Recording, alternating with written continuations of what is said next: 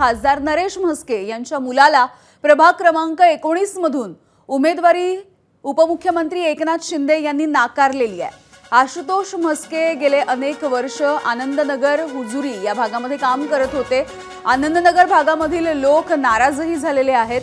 टेंबीनाका इथल्या बैठकीमधून स्वतः खासदार नरेश म्हस्के यांनी स्थानिक नागरिकांची समजूत काढलेली दिसून येते। काही दिवसांपूर्वी शिंदे गटाच्या कार्यकर्त्यांनी नरेश म्हस्के यांच्या प्रभागामध्ये निदर्शनं देखील केलेली होती आणि आता नरेश म्हस्के यांच्या मुलाला उमेदवारी नाकारण्यात आल्याची माहिती मिळते। आशुतोष म्हस्के यांनाही उमेदवारी नाकारण्यात आलेली आहे।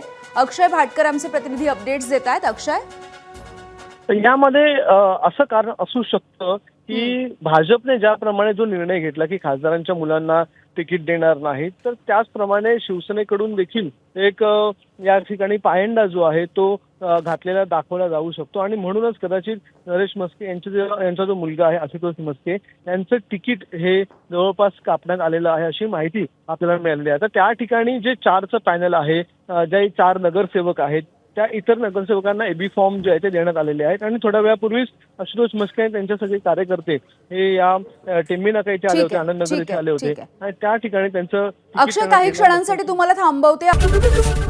एबीपी माझा, उघडा डोळे बघा नीट।